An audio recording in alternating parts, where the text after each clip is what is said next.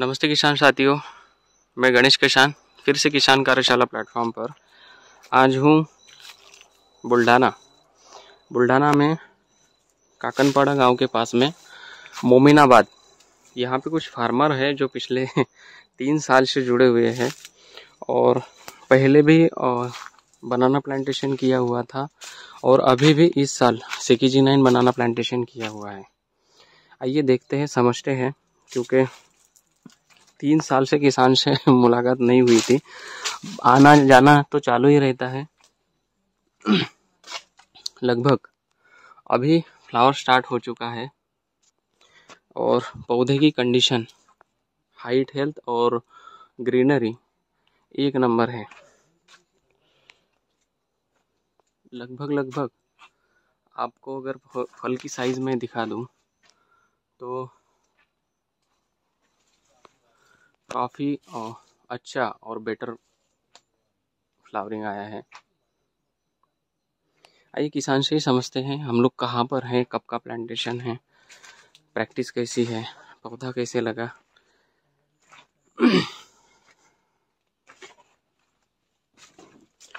नमस्कार. तुमचं नाव परिचय द्या, आपण कुठे आहेत आणि लागवडीची दिनांक, प्लांट्स कोणते लावलेले आहेत.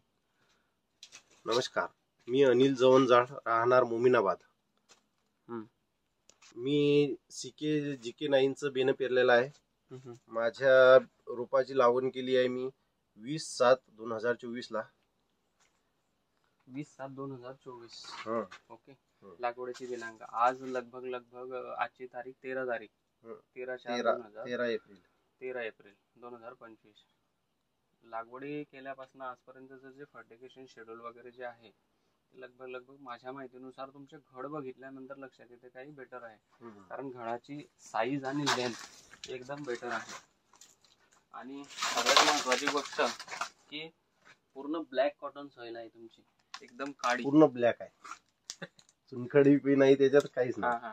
तर बऱ्यापैकी शेतकऱ्यांना असं वाटतं की काळीमध्ये ही व्हरायटी होत नाही, ती व्हरायटी होत नाही.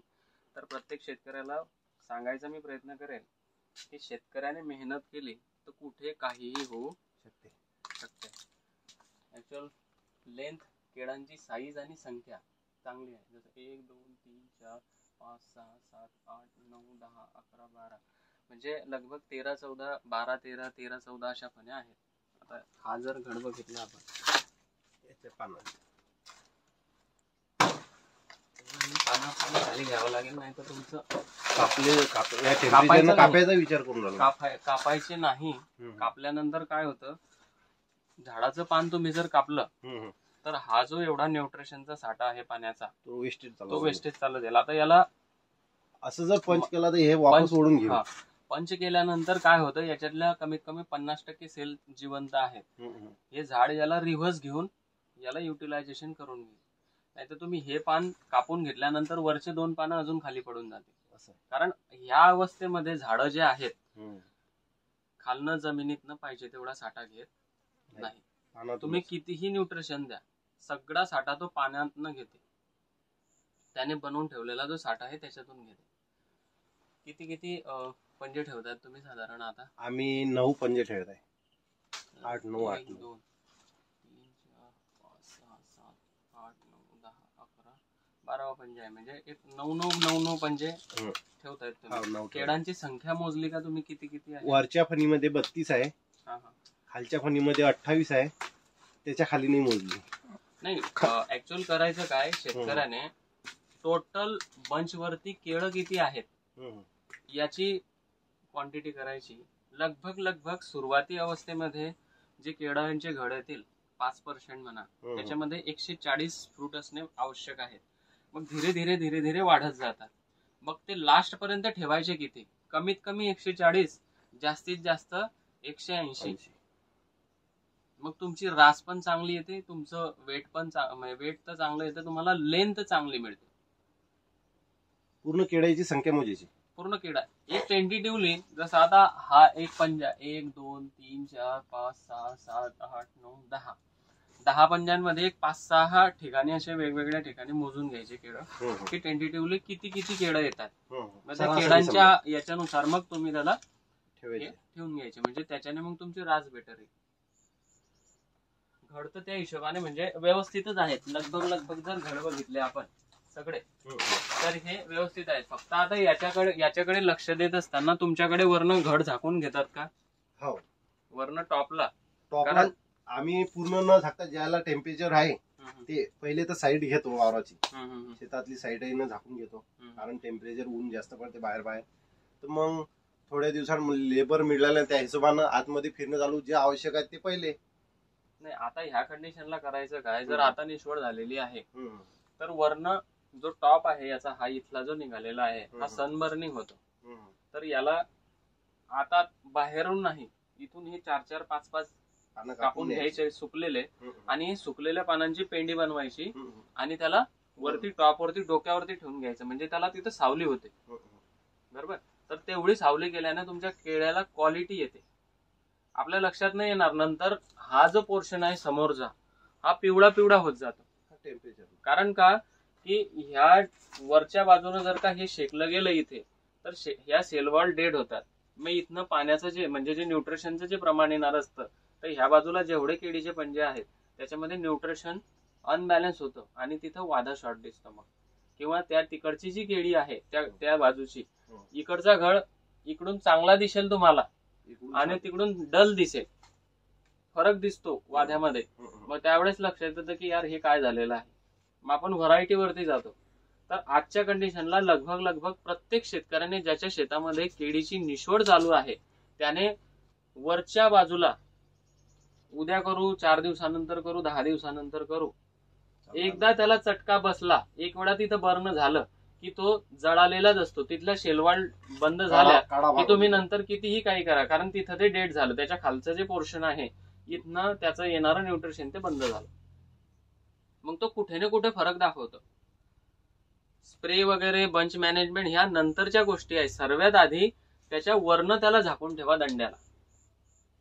दंड्याला झाकणं फार आवश्यक आहे. आणि आमच्याकडे प्रत्येक शेतकरी आज रोजी सगळ्यात पहिली प्रॅक्टिस करतो ते दंडा झाकण्याची. आमची बी दंडा झाकेला आता 4 तासांना साईडनं. बरोबर. तुम्हाला तर दंडा झाकून घ्या, कारण तुमच्या मेहनतीला हे फळ आलेलं आहे. CK-G9 हा ठीक आहे की मी दिलेला प्लांट्स आहे, त्याच्याबद्दल बरेच काही मनामध्ये सामंजस्य होते. पण ज्यावेळेस फ्लावर निघून येतो त्यावेळेस मी प्रत्येक वेळेस सांगतो की ये किसान के मेहनत का ये फल. बरोबर. तर याला व्यवस्थितरित्या 1 ते 2 स्प्रे घ्या. स्प्रे शेड्यूल तुमच्याकडे घेत नाहीत. ऍक्च्युअल व्हरायटी लागवड केल्यानंतर त्याचं केळं लांबच होणार आहे का आखूड राहणार आहे हा प्रकार राहत नाही. ते कोणत्या वातावरणात निसवड आली त्या घडांची आणि त्याला पुढचं वातावरण किती मिळालं त्याच्यानुसार त्याची लेंथ वाढून जाते. तर सुरुवाती अवस्थेमध्ये 3 स्प्रे आवश्यक आहेत आणि काही जास्त जास्त महागडे स्प्रे घ्यायची आवश्यकता नाही. सुरुवातीचा पहिला स्प्रे जो आहे तो थ्रिप्स, माइट्स आणि मच्छरसाठी घ्यायचा. बरोबर. मग इमिडाक्लोपिड आहे, नीम ऑइल घ्यायचं 10,000 ppm चं, खडी साखर घ्यायची, थोडस त्याच्यामध्ये सिलिकॉन बेस्ड स्टिकर टाकायचं. हा पहिला प्रायमरी स्प्रे झाला. दुसरा स्प्रे आपल्याकडे काय असतं, हा जेवढाही माल आहे आपला हा पावसाळ्यात कटिंगला येतो. पावसाळ्यात कटिंगला येत असताना याच्यामध्ये तुम्ही बघितलं असेल की आपल्याकडे रेड रेस्टचा फार मोठा प्रॉब्लेम येतो. केळ्यावरती लाल येतं. तर ते त्यावेळेस दिसू नये म्हणून किंवा पावसाळ्यात दिसू नये म्हणून त्याला आधी प्री प्रोटेक्शन मध्ये झाडावरती त्याच्या केळांवरती त्याचा स्प्रे करायचा. तर ते यायला नको म्हणून काय करायचं, तर रोको आणि ट्रेप्टोचा एक स्प्रे घेऊन घ्यायचा. दुसरा रोकोचा आणि ट्रेप्टोचा स्प्रे घेत असताना करायचं काय की घडावरती पण स्प्रे करायचा आणि ह्या झाडाचा हा जो बुंदा आहे, आता बघा ज्या झाडाची पावडर कमी झालेली आहे ही पावडर आज कमी झालेली आहे. बरोबर. तर ही कमी झालेली जी पावडर आहे हा आजच्या 2 महिन्यानंतर रेड रस्ट या केळीच्या झाडावरती येणारे ह्या आजचा सिम्पटम आहे.